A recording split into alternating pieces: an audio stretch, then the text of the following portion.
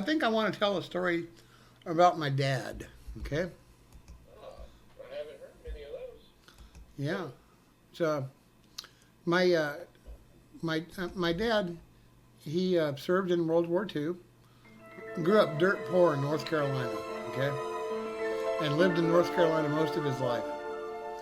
But my dad moved our family from North Carolina to California in 1960. Okay. But he had a sister, and her sister's name was Leela. Okay. Leela Winchester, and they were close in age. So as they were growing up, of course they were friends and brother and sister. You stupid chicken, get the hell out of the way. They had 9 people in their family. Okay, 9. So I'm talking about kids. So that's a big family. Anyway, Leela married a guy named, his last name was Smart. His first name was Charlie. Charlie Smart. And they ended up eventually settling up in Sacramento area. Oroville is where they ended up settling, and that's by Sacramento in Northern California. And they had a ton of kids, and all their kids had a ton of kids. And there's more Smarts up there in Oroville, California than you can possibly imagine. And they're all my first cousins, okay? My dad's sister's kids and grandkids and great grandkids now. And anyway, every year when we were living in North Carolina, and this is from the time I was born until I was 6 years old, they would come back there on a vacation to North Carolina, where Leela was born and grew up and everything, and until she married Charlie. And Charlie, he worked construction. He ran heavy equipment on construction sites. And every year when they came back there on vacation, they would beg my dad to quit working as a dry cleaner, okay, and to go with them wherever they were going to go and work a construction site, because he'd make 5 or 10 times more money. Okay. Anyway, I specifically remember a couple of times they begged him, and he said, no, I'm going to stay right here, because it's what he was comfortable with. And hey, moving off and leaving your family for a long time is a tough decision to make. Anyway, my dad finally made the decision that he was going to leave North Carolina. And believe me, I don't know how it is now, but Bryson City, Swain County, North Carolina, when we were kids, it was dirt poor there. It was way out in the middle of nowhere and not very many people, okay? And just poor, period. Everybody was poor. Well, not just us, everybody. And no jobs, no money, no nothing going on. So anyway, finally my dad agreed to go and work with his brother-in-law, Charlie Smart. And they came all the way to California, and they started building these dams high up in the Sierras, okay? And he'd work on these dams. And now he wasn't skilled labor, so he was just doing manual labor. And I don't know if eventually he became skilled labor or not, because, I would have been 4 or 5 years old at the time, Right. So anyway, he worked out there, and he worked out there, and he saved all his money, and saved all his money, and saved all his money. And, they probably built 3, 4, 5 dams out there. He was gone for a long time.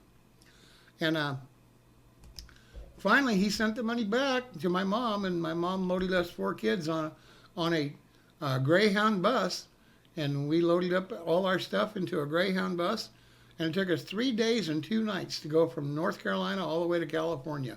My mom and 4 kids, man. And you can just imagine what that was like. 3 days and 2 nights of herding cats, okay? Because, I was in first grade. My sister wasn't even in school yet. And then my brother was, Gene, Sailor and Willie's dad, was 4.5 years older than me. And Edward was 6 years older than me. So, I would have been about 5, 5.5. Edward would have been about 11, Linda would have been, like 3. And Gene would have been 9 or 10, Anyway, here we were, boy, Okies, like you can't imagine, you know what I mean? And got that southern accent and just unbelievable, poor and Okies.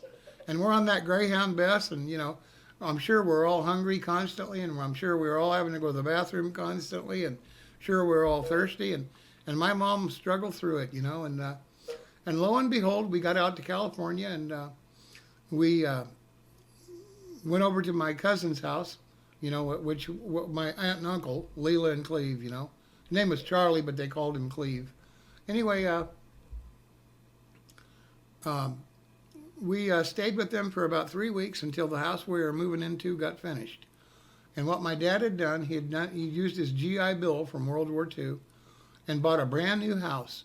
And the house sold for about $10,000, and this is in 1960. And so anyway, all of us were staying at all the Smarts.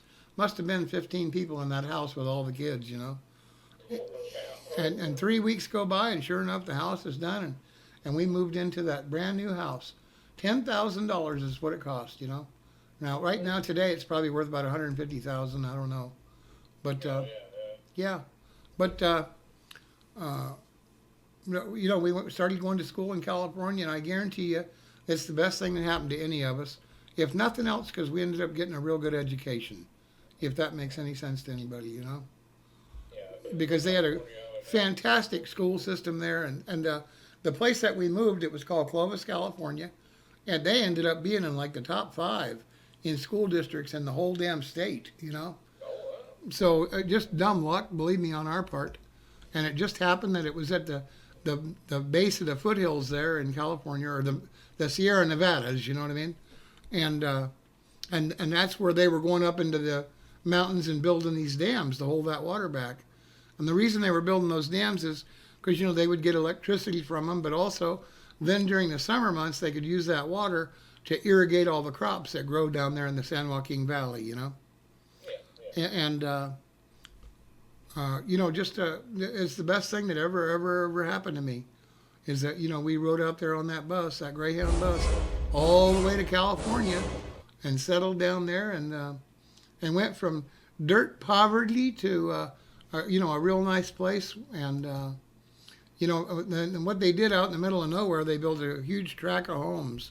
So we would go out in the fields there and hunt jackrabbits with BB guns and bows and arrows and rocks, and we'd go out in the fields there and play sports. And they had these irrigation canals everywhere. Chicken, get the hell out of the way. We'd build rafts and float down the canal on the raft and go swimming, and that's what us and all the kids in the neighborhood grew up doing, just going out in them fields and causing more trouble than you can imagine, you know. Nice. And it was heaven. I mean, honestly and truly, the best upbringing I can possibly imagine anybody ever having.